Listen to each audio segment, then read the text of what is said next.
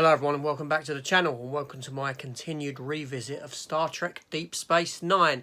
And today I am going to take a look at the next episode on the list, the Negus. Let's talk about it.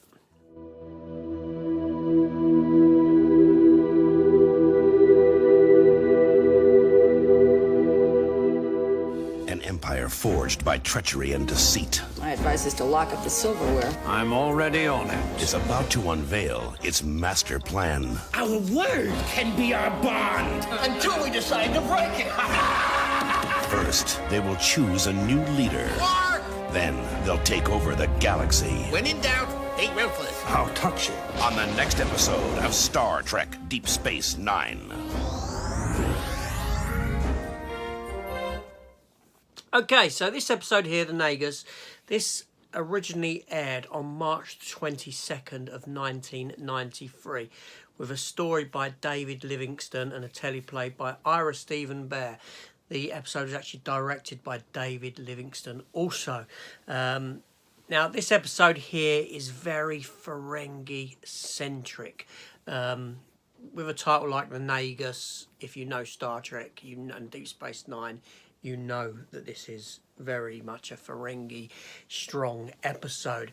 And the story in this episode, okay, we have the Negus, the Grand Negus, comes to visit Deep Space Nine to see Quark and Quark's bar. And the Negus is an individual that is very high up within the Ferengi and is looked up to and is basically the head of everything that goes on business-wise and all this sort of thing.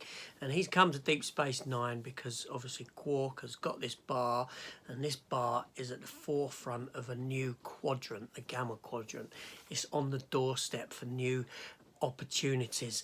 And the Negus holds a meeting in Quark's bar where he announces that Quark will be his successor, and then the Negus seemingly passes away and Quark steps into this role as the Grand Negus and starts handing out business opportunities to all these other Ferengi while all these Ferengi are arriving at the station, but there's an attempt on Quark's life, and it turns out that this is actually done by Rom, Quark's brother, and the son of Grand Negus Zek.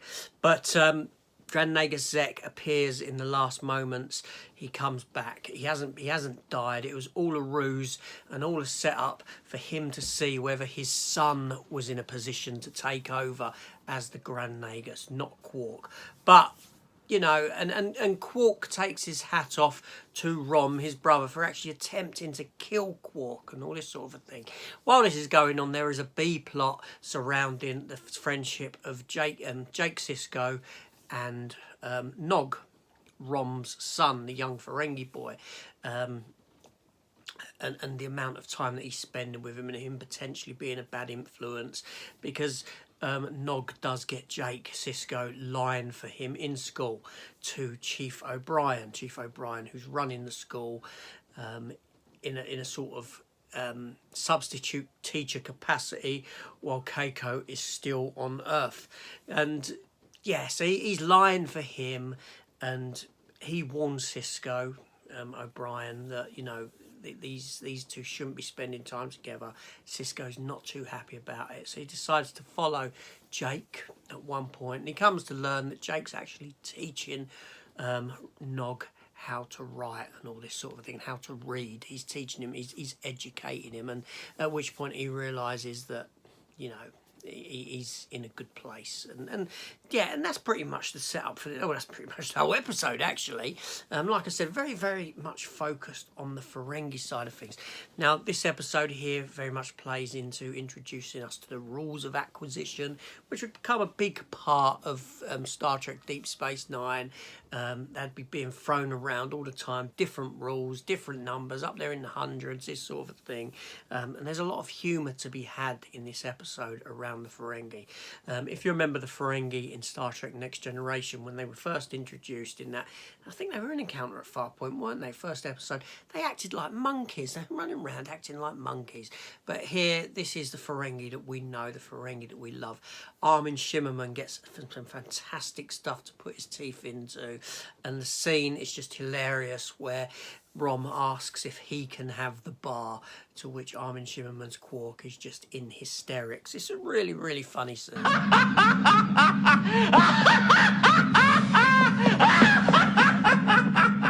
There's a lot of humour to be had here. Avery Brooks as Cisco, he gets to act in the fatherly capacity throughout this episode rather than being the commander of this space station.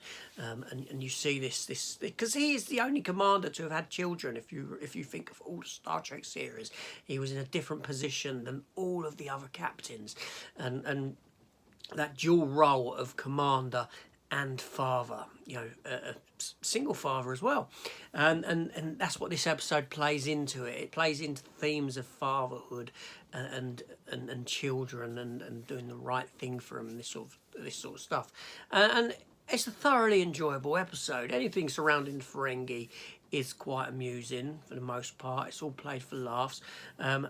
Aaron Eisenberger's Nog gets a lot to do. Max Grodenschick Rom gets a lot to do.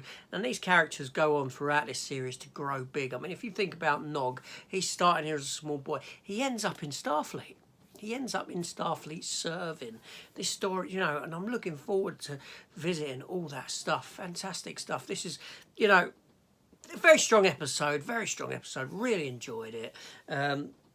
And yeah, what else can I say? So I'm going to be jumping on to the next episode very soon. So in a few days, you'll get me talking about that one a little bit. And that's it. This is AJ.